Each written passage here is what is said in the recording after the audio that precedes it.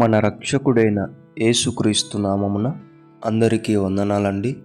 ఈరోజు దేవుని మాటలు హెబ్రీయులకు రాసిన పత్రిక 8వ అధ్యాయం 12వ వచనం. నేను వారి దోషముల విషయమై దయ కలిగి వారి పాపములను ఇక ఎన్నడూను జ్ఞాపకము చేసుకొననని ప్రభువు సెలవిచ్చుచున్నాడు.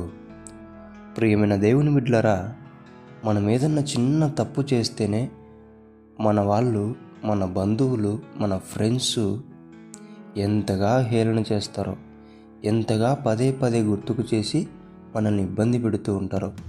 కానీ నీ ప్రభువు చెప్తున్నాడు, ఎన్నటికీ నీ దోషాన్ని, నీ పాపాన్ని ఎత్తి చూపించను, నీకు జ్ఞాపకం చెయ్యను, నీ మీద నేను దయ కలిగి ఉన్నాను అని ప్రభు సెలవిస్తున్నాడు. ప్రియ దేవుని బిడ్డ, ఇలాంటి దేవుణ్ణి నీవు కలిగి ఉన్నందుకు గర్వపడాలి.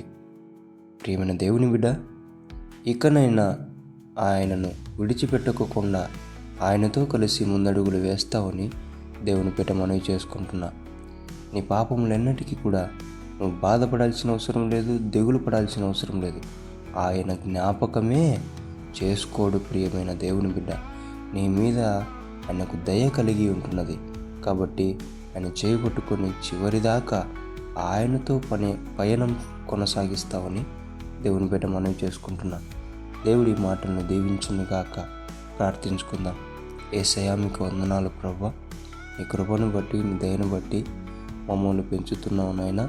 తండ్రి, మా దోషములెన్నో, మా పాపములెన్నో, వాటి ఏవి కూడా జ్ఞాపకం చేసుకోనంటూ దయ చూపిస్తున్నందుకు నీ కృతజ్ఞతాస్తుతులు. మమ్మల్ని అందరినీ కూడా నీ దయగలిగిన హృదయంతో నువ్వు ఆశీర్వదించి దీవించమని యేసు నామములో ప్రార్థిస్తున్నాం తండ్రి. ఆమేన్.